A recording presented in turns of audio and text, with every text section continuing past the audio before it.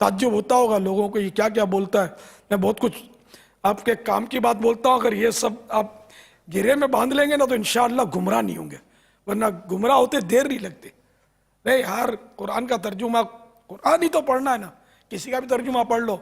یہ کیسے ہو سکتا ہے؟ کسی کا بھی پڑھ لو، ایمان سے ہاتھ دھو بیٹھو گے پتہ بھی نہیں چلے گا.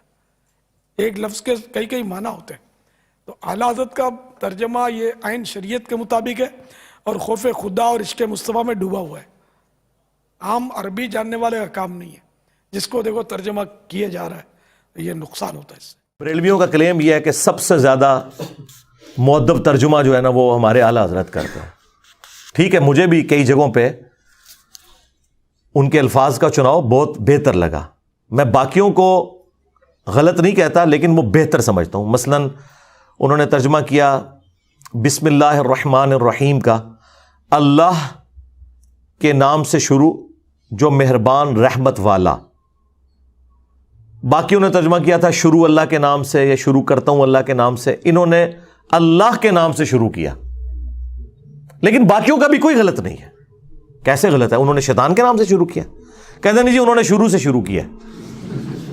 ہاں کتابوں میں لکھا ہوا ہے اللہ سے نہیں شروع کیا، شروع سے شروع کیا. تو پھر میں ان کو پھکا دیتا ہوں کہ اللہ نے بھی شروع سے ہی شروع کیا ہوا ہے، اللہ سے شروع نہیں کیا. بسم اللہ میں بھی اللہ بعد میں آتی ہے، با اور اسم یہ پہلے آتا ہے. وہ کہتے ہیں نہیں وہ عربی لنگوسٹک اس طرح ہوتی ہے. نہیں سرکار، ہو سکتی ہے. اللہ الذی باسمہ ابدہ، بریلوی یہ بسم اللہ بنا سکتے ہیں اپنی. اللہ ہے وہ ہستی جس کے نام سے میں شروع کرتا ہوں.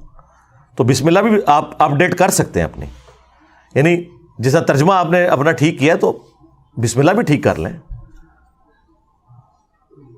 تو اللہ کو عربی آتی تھی، اللہ یوں بھی بسم اللہ نازل فرما سکتا تھا. اللہ الذی، اور یہ تو قرآن میں ہے نا، هو اللہ الذی، اللہ الذی باسمہ ابدہ، اللہ ہے وہ ہستی جس کے نام سے میں ابتدا کرتا ہوں.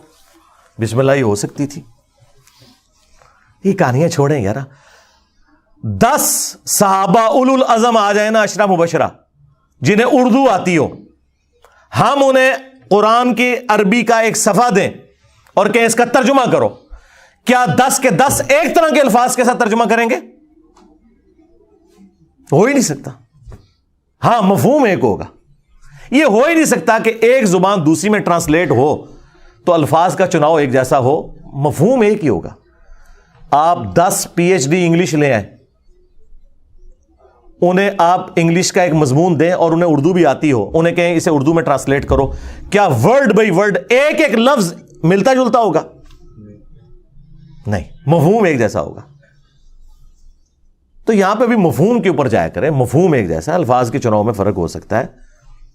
اللہ تعالیٰ نے جو الفاظ استعمال کیے ہیں اس کے ایکویلنٹ اگر دوسری زبان کے اندر کوئی سمجھتا ہے کہ اس کی بجائے یہ لفظ استعمال ہونا چاہیے، اس کا رائٹ ہے، کرے، دوسرے کے اوپر نہ کرے.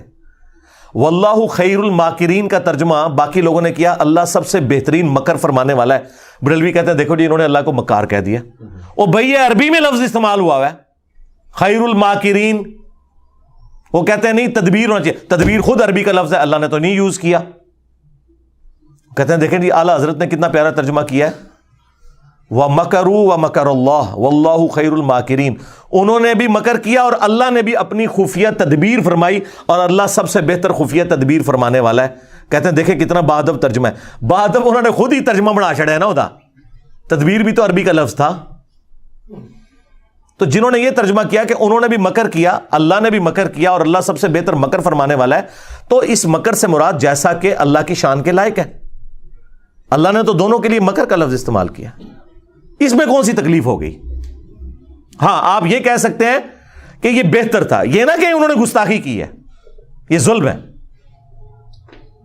گستاخی تب ہوگی جب اللہ نے وہ لفظ نہ یوز کیا ہو. قرآن میں آیا نا کہ اللہ تعالیٰ ان سے مزاح فرماتا ہے، تو اعلیٰ حضرت نے اس کا ترجمہ ہی نہیں کیا. انہوں نے کہا جی یہ مذاق کرنا تو یہ ٹھٹا مذاق تو یہ بڑی نٹوریس چیز ہے. تو انہوں نے کہا اللہ تعالیٰ استہزاء فرماتا ہے. وہ عربی کوئی استہزاء ہی لکھ دیا. تو جنہوں نے مذاق فرما دیا تو جیسا کہ اس کی شان کے لائق ہے. جس طرح اعلیٰ حضرت نے ایک جگہ صحیح ترجمہ کیا ہے الرحمن علی العرش استوى، رحمان اپنے عرش پر مستوی ہوا. بریکٹ میں لکھا جیسا کہ اس کی شان کے لائق ہے. ویسے استوا کا ترجمہ انہوں نے بیٹھا نہیں کیا, ٹھیک ہے, بیٹھنے کا لفظ بھی نہیں یوز کرنا چاہیے. اپنے عرش پر جلوہ گر ہوا یا متمکن ہوا, یا اگر وہ بیٹھنا بھی کر لیتا ہے تو ظاہر ہے وہ کرسی پہ بیٹھنے والی مثال نہیں دے رہا, وہ تو قرآن میں واضح ہے لیس کمثلہ شیء وہو السمیع البصیر. ہم اللہ کے لیے کوئی مثال نہیں بیان کرتے, اللہ کی مثال ہو ہی نہیں سکتی, اس کی مثل کوئی چیز ہی نہیں ہے. اگر کوئی بیٹھا بھی ترجمہ کر لیتا ہے تو وہ بیٹھنے سے مراد یہ نہیں کر رہا ہوتا, یا قرآن میں اللہ کا ہاتھ, تو وہ ہاتھ سے مراد یہ ہاتھ نہیں لے رہا ہوتا جیسا کہ اس کی شان کے لائق ہے, اس کی مثال ہی کوئی نہیں ہے. تو انہوں نے پورے کتابچے لکھے ہیں کہ اعلیٰ حضرت کا ترجمہ ٹھیک ہے اور باقیوں کا غلط ہے, اور وہ اس میں یہ مثالیں دیتے ہیں. تو آپ کا رائٹ ہے کہ آپ بتائیں کہ یہ بہتر تھا, لیکن یہ نہ کہ باقیوں کے ترجمے ہی غلط ہوئے ہیں, یہ آپ نے پڑھنے نہیں ہے. وہ کہتے ہیں جی قل کا ترجمہ دیکھیں اعلیٰ حضرت سے بہتر کسی نے نہیں کیا. قل کا ترجمہ اعلیٰ حضرت نے کیا ہے اے محبوب تم فرماؤ. اب اشرف تھانوی صاحب نے تو کہا ہے اس کا ترجمہ آپ فرما دیجئے, تو آپ میں زیادہ ادب ہے یا تم میں زیادہ ادب ہے؟ آپ میں. تو اعلیٰ حضرت نے تو ادب چھوڑ دیا, یہاں تم کر دیا. تو وہ کہتے ہیں نہیں آپ کو سمجھ نہیں آئی, یہ تم اللہ کہہ رہا ہے.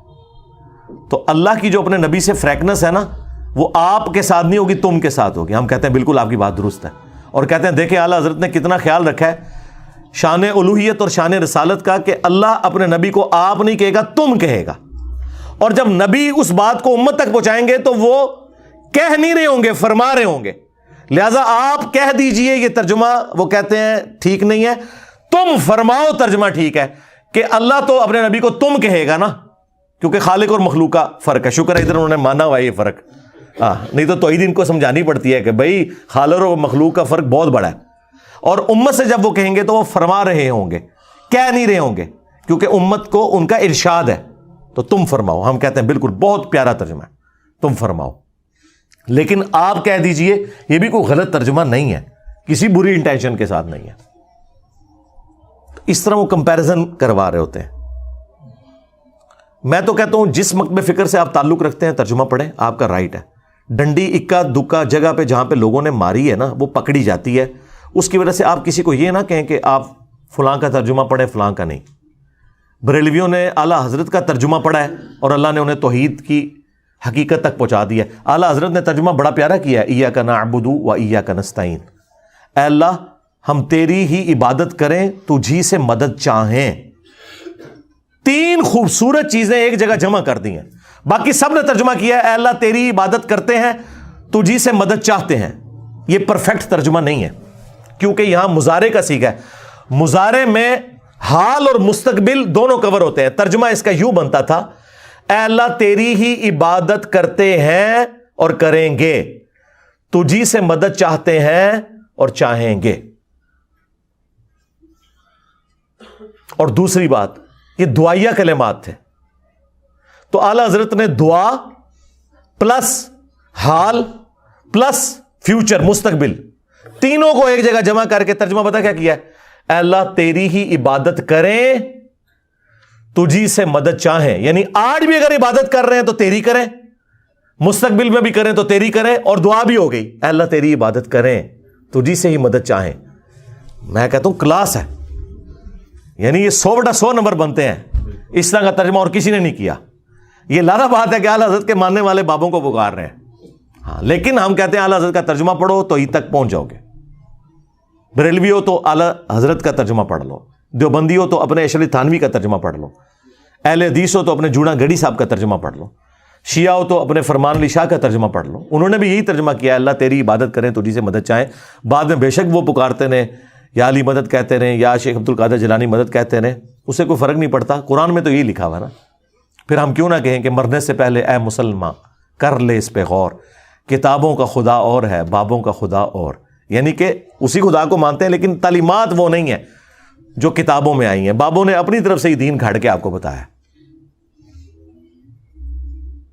تو جہاں جہاں پہ ان کا ترجمہ اچھا ہے ہم تعریف کرتے ہیں کہ بہت اچھا ترجمہ کیا, لیکن جہاں جہاں ڈنڈی ماری وہ پکڑی گئی. اب دیکھیں نا, انا ارسلنا کا شاہدا و مبشرا و نذیرا, اس کا ترجمہ اتنا ظلم پہ مبنی انہوں نے کیا, اے نبی ہم نے آپ کو حاضر و ناظر بنا کے بھیجا, اب عام بندے کو کہ وہ کہتا ہے قرآن میں لکھا ہے حاضر و ناظر، آپ کیوں نہیں مانتے؟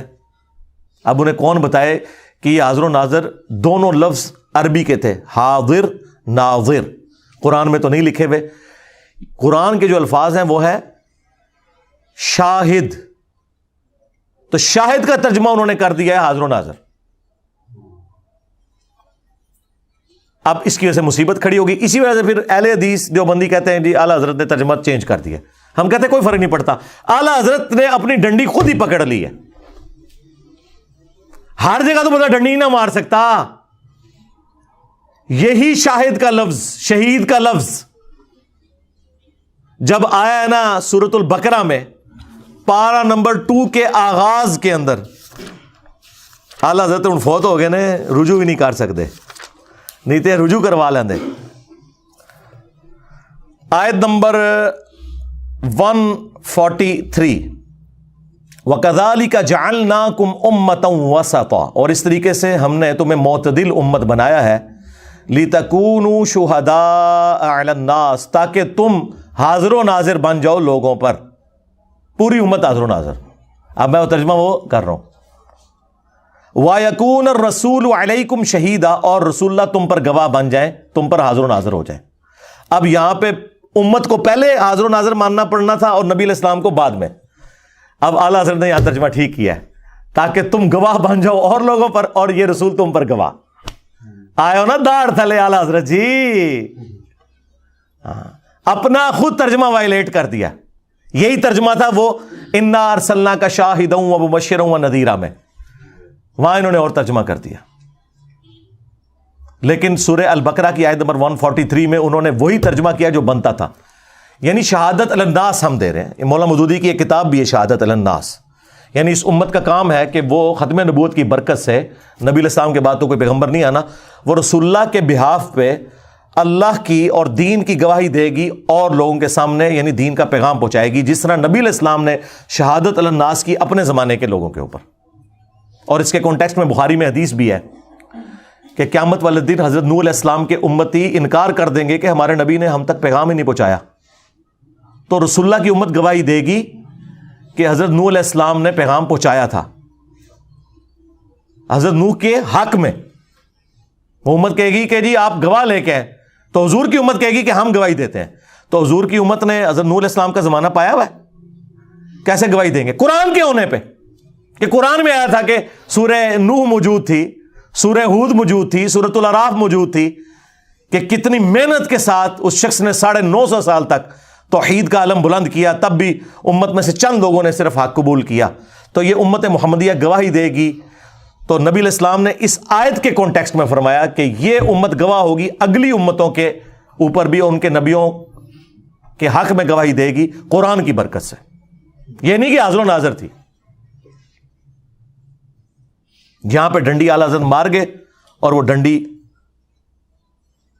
پکڑی گئی۔ پھر سورۃ القصص میں ایسے پکڑی گئی کہ سورہ آل عمران میں، سورہ قصص میں اور کئی جگہوں پہ آیا کہ اے نبی آپ موجود نہیں تھے جب ہم نے موسیٰ علیہ السلام کو کوہ طور کے پاس پکارا تھا۔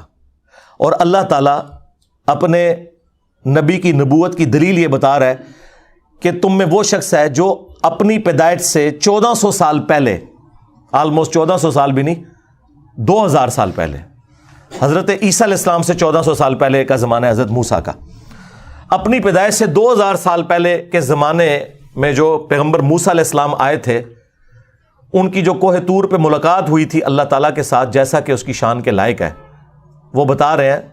تو اللہ تعالیٰ فرماتا ہے نبی تم وہاں موجود نہیں تھے جب ہم نے موسیٰ علیہ السلام کو ندا دی تھی، تب بھی تم بتا رہے ہو، تو اس کا مطلب ہے تمہارے پاس اللہ کی وحی آتی ہے۔ اللہ کے نبی کی نبوت کی دلیل بنایا جا رہا تھا، لیکن ساتھ ایک مسئلہ بھی کلیئر ہو گیا کہ حضور وہاں پہ حاضر نہیں تھے، کیونکہ ان کا یہ عقیدہ ہے، مفتی احمد یار خان نعیمی نے جال حق میں لکھا ہے کہ حضور اگلی امتوں میں بھی حاضر و ناظر تھے، صرف اس امت میں نہیں۔ تو قرآن میں تو لکھا ہے نبی تم وہاں موجود نہیں تھے۔ تو پتہ کیا کہتے ہیں؟ وہ کہتے ہیں قرآن نے حاضر کی نفی کی ہے، ناظر کی نہیں کی ہے، یعنی وہاں موجود نہیں تھے لیکن عالم ارواح میں یہ منظر دیکھ رہے تھے، جس طرح آج قبر مبارک میں پوری امت کو دیکھ رہے ہیں۔ کوئی عقیدہ بنا لیا۔ ہم پھر کیا کہتے ہیں؟ رکو ذرا، صبر کرو، آگے چل، سورہ قصص پڑھ، اس میں اللہ تعالیٰ نے فرمایا اے نبی نہ تو آپ وہاں موجود تھے اور وما کنت من الشاہدین، نہ تم دیکھنے والوں میں شامل تھے، نہ تم حاضر تھے نہ تم ناظر تھے۔ اس کا ترجمہ آ کے اعلیٰ حضرت نے ڈنڈی مار کے چینج ہی کر دیا اور بدل دیا، کیونکہ انہیں حاضر و ناظر کی نفی کرنی پڑی۔ شاہد وہی لفظ آیا یہاں پہ، وما کنت من الشاہدین، نہ آپ شاہدین میں تھے۔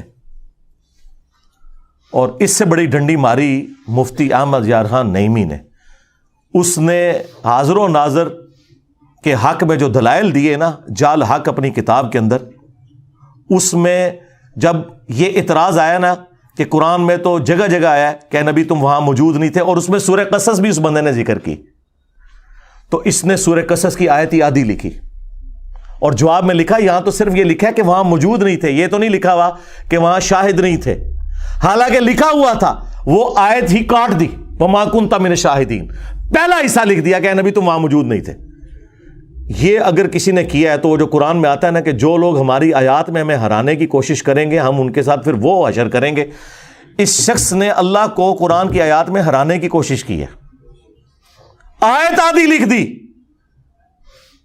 اور جواب الٹ دیا کہ اس میں تو یہ لکھے وہاں موجود نہیں تھے، یہ تو نہیں ہے کہ گواہ نہیں تھے، لکھا ہوا ہے جناب وما کنت من الشاہدین۔ اسی لیے میرا کلپ بھی اپلوڈ ہوا تھا، قرآن میں تحریف کرنے والا مفتی، قرآن کی عربی میں کوئی تحریف نہیں کر سکتا، بس اس کی گارنٹی ہے۔ ترجمے میں، تفاسیر میں علماء کرام نے وہ کچھ کیا ہے کہ آج امت یہ ساری گمراہیاں انہی کی وجہ سے بھگت رہی ہے۔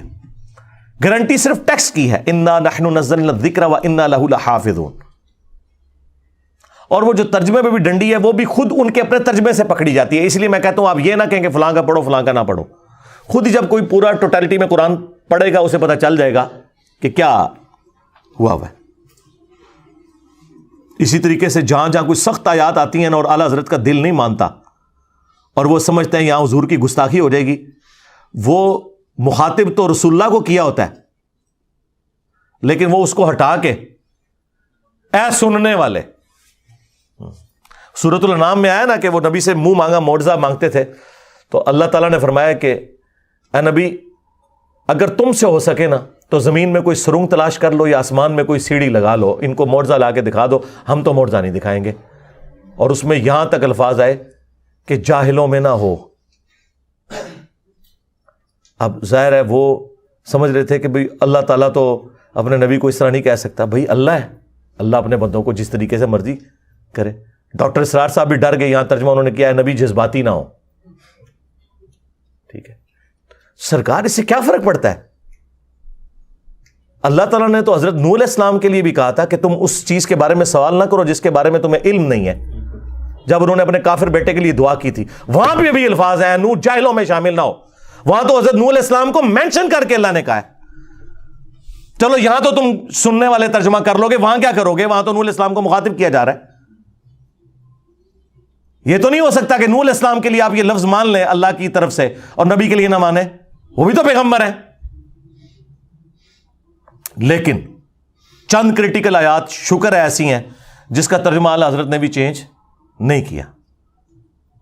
ایک آیت تو میں ضرور کہوں گا کہ وہ آپ پڑھیں، سورۃ الاعراف کی آیت نمبر 188، جس کے بارے میں میرا یہ دعویٰ ہے کہ یہ وہ آیت ہے جو آپ مسلمانوں کے مجمع میں کسی چوک یا چوراہے میں پڑھیں تو شہادت واجب ہو جائے گی، آپ کو کوئی نہ کوئی 295C لگا کے قتل کر دے گا، خواہ آپ اعلیٰ حضرت کا ہی ترجمہ پڑھ دیں سورۃ الاعراف کی آیت نمبر 188 کا، کیونکہ پورے کے پورے ان کے جو عقائد اور نظریات جو انہوں نے گھڑے ہوئے ہیں نا وہ سارے ایک آیت سے فارغ ہو جاتے ہیں، اور اعلیٰ حضرت نے اس کا ترجمہ بالکل ٹھیک کیا ہوا ہے، کیونکہ وہاں تو یہ کہہ نہیں سکتے تھے کہ اے سننے والے، وہاں تو نبی علیہ السلام کو ڈائریکٹ کہا جا رہا تھا قل کے ساتھ۔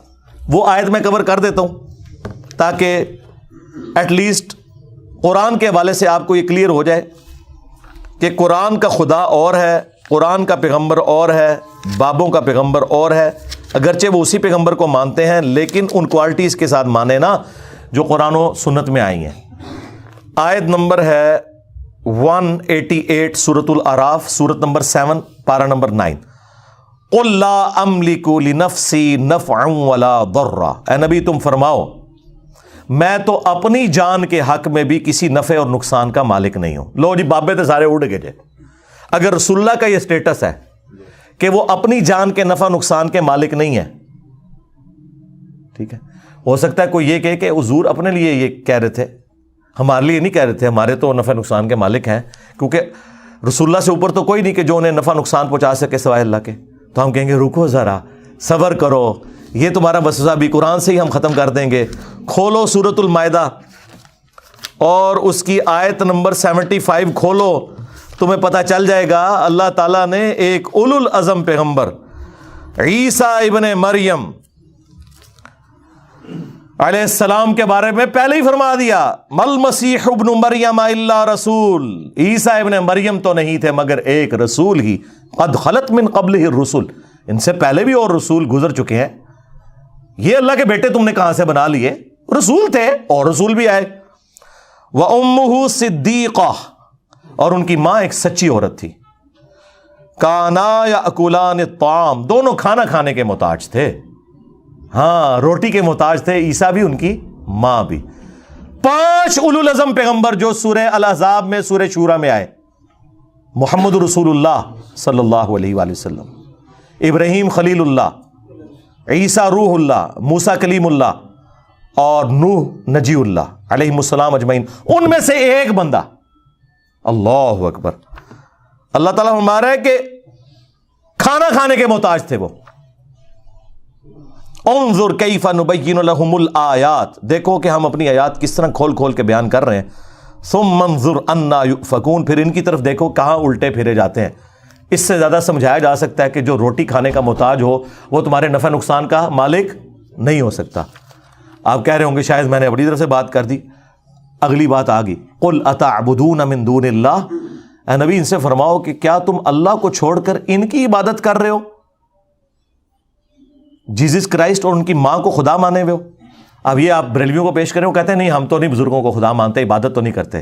ہم کہتے ہیں آگے چل، آگے لکھا ہے ما لا یملک لکم ضرا ولا نفعا، جو کہ نہ تمہارے نقصان کے مالک ہیں نہ نفع کے۔ عیسیٰ اور ان کی ماں تمہارے نفع نقصان کے مالک نہیں ہے۔ عبادت تو پچھلی بات رہ گئی، یعنی عبادت اس کی ہوگی جو نفع نقصان کا مالک ہوگا۔ تو اس میں میں نے کہا تھا کہ عیسیٰ کے جیسا ہے ہی کوئی نہیں، تیرے سارے بابے تھے شاہ ہی کوئی نہیں، ہاں مریم کے جیسا ہے ہی کوئی نہیں، تیری رابعہ بصریہ تھے شاہ ہی کوئی نہیں۔ دونوں کا ذکر آیا ہوا ہے۔ عبادت نہیں، صرف نفع نقصان کے مالک نہیں۔ واللہ هو السمیع العلیم، اور اللہ ہی ہے سننے والا علم والا۔ بھائی عیسیٰ ان کی ماں سننے اور علم والے ہو ہی نہیں سکتے تو کس کے مشکل کشا کہاں سے ہوں گے؟ ہاں یہاں پہ بھی جو نبی کے لیے آیا کہ اے نبی تم فرما دو میں تو اپنی جان کے لیے بھی نفع نقصان کا مالک نہیں، تو اس کے کانٹیکسٹ میں نے پیش کیا، یہ انہی معنوں میں ہے کہ مالک اللہ ہے۔ خیر اس آیت میں بھی کھل جائے گا، الا ما شاء اللہ، ہاں مگر جو اللہ چاہے۔ وَلَوْ كُنْتُ أَعْلَمُ الْغَيْبِ، اور اگر میں غیب خود سے جان لیتا، ایک تو وہ جو اللہ وحی کے ذریعے بتاتا ہے، اس علم غیب کا کوئی انکار کرے وہ کافر ہے، وہ تو نبی کے حق میں ہم مانتے ہیں، وہ تو قرآن میں واضح فتویٰ ہے، سورہ آل عمران آیت نمبر 179 میں واضح اللہ تعالیٰ نے فرما دیا ہے، وَمَا كَانَ اللَّهُ لِيُطْلِعَكُمْ عَلَى الْغَيْبِ، اللہ کی یہ شان نہیں کہ تمہیں غیب پر اطلاع دے، وَلَكِنَّ اللَّهَ يَجْتَبِي مِن رُسُلِهِ مَن يَشَاءُ، ہاں اللہ اپنے رسولوں میں سے جس کو چاہتا ہے اسے غیب کی خبریں دیتا ہے، ٹھیک ہے۔ عام بندے کا کام رسولوں پہ ایمان لانا ہے۔ اگر میں خود سے غیب جان لیتا، لَسْتَكْثَرْتُ مِنَ الْخَيْرِ، تو میں خیر کثیر جمع کر لیتا، وَمَا مَسَّنِيَ السُّوءُ، اور کبھی مجھے کوئی تکلیف نہ پہنچتی، مجھے پہلے ہی پتہ چل جاتا کہ یہ ہونے والا ہے، میں فورس ہی کر لیتا۔ آپ کو سی سی ٹی وی کیمرے میں اگر مستقبل کی خبر پہلے دکھائی جائے کہ آپ یہ روڈ کراس کریں گے تو ایک ٹرک کے نیچے آ جائیں گے، آپ نے تو پوری زندگی وہ روڈ نہیں کراس کرنی، یہ حقیقت بات ہے۔ ان انا الا نذیر و بشیر، میں تو نہیں سوائے اس کے کہ ڈر سنانے والا ہوں آخرت کا اور خوشخبری دینے والا ہوں جنت کی، لقوم یؤمنون، ان لوگوں کے لیے جو واقعی بات ماننا چاہیں، ایمان لانا چاہیں، ان کے لیے۔ یہ سورۃ الاعراف کی آیت نمبر 188 کا اعلیٰ حضرت نے بالکل صحیح ترجمہ کیا ہے، اور خود مان لیا کہ علم الغیب کا عقیدہ کیا ہے، نفع نقصان کا عقیدہ کیا ہے، سب کچھ مان لیا کہ اللہ ہی اللہ ہے، تو یہاں پہ ہم کہتے ہیں کہ اعلیٰ حضرت کا ترجمہ پڑھ لو۔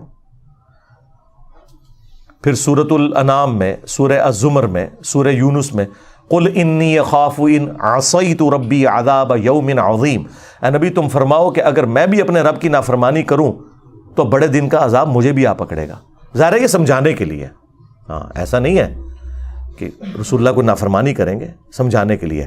اور سمجھا نہیں انہوں نے، سمجھانا یہی تھا کہ عبد القادر جیلانی تے شاہی کوئی نہیں، ہاں اگر نبی کا یہ اسٹیٹس ہے انہوں نے بھی شریعت کو فالو کرنا ہے۔ وَأَنَا أَوَّلُ الْمُسْلِمِينَ، سب سے پہلے انہوں نے مسلم بننا ہے۔ پھر جو سورۃ الاحقاف کی آیت ہے، نبی تم فرماؤ میں کوئی نیا رسول نہیں ہوں، مجھ سے پہلے بھی رسول آئے ہیں اور مجھے تو خود نہیں پتا کہ خود تمہارے ساتھ اور خود میرے ساتھ کیا ہونے والا ہے معاملہ، یعنی حضور کو تو نہیں پتا تھا کہ کب معجزات ظاہر ہوں گے، کیا ہوگا۔ اس سے مراد رسول اللہ کی آخرت کا معاملہ نہیں ہے، ظاہر ہے وہ تو قطعی جنتی ہیں، پورا دین اس پہ کھڑا ہے، لیکن یہ بتایا جا رہا ہے کہ جو آپ کو کہتے ہیں نا ہمارے سلسلے میں مرید ہو جاؤ، ہم اس وقت تک جنت میں نہیں جائیں گے جب تک کہ سارے مریدوں کو لے نہ جائیے، کتنے نہ لے جائیے۔ ہاں تو رسول اللہ تو یہ فرما رہے ہیں مستقبل اللہ اور اس کے بندوں کا معاملہ ہے۔ حضور جب یہ کہہ رہے تھے نا بخاری مسلم میں کہ اے نبی کے چچا عباس میرے مال سے جو لینا ہے لے لے، اگر اللہ نے تجھے پکڑ لیا میں کچھ کام نہیں آؤں گا۔ اے نبی کی پھوپھی صفیہ میرے مال سے جو لینا ہے لے لے، اگر اللہ کے حضور پکڑی گئی میں تیرے کچھ کام نہیں آؤں گا۔ اور اے نبی کی بیٹی فاطمہ، کون فاطمہ؟ جنتی عورتوں کی سردار، ہاں کون فاطمہ؟ میرے جگر کا ٹکڑا، نبی الاسلام نے فرمایا۔ جنتی عورتوں کی سردار بھی بخاری مسلم میں، جگر کا ٹکڑا بھی بخاری مسلم میں۔ جس نے اسے تکلیف دی اس نے مجھے تکلیف دی، لیکن حضور نے فرمایا میری بیٹی فاطمہ میرے مال سے جو لینا ہے لے لے، اگر اللہ کے حضور تو پکڑی گئی نا میں تیرے کچھ کام نہیں آؤں گا۔ تو مجھے بتائیں، میں تو یہ پھر کہوں نا کہ فاطمہ کے جیسا ہے ہی کوئی نہیں، عبد القادر جیلانی تھے شے ہی کوئی نہیں، بایزید بستامی تھے شے ہی کوئی نہیں ان کے مقابلے پہ۔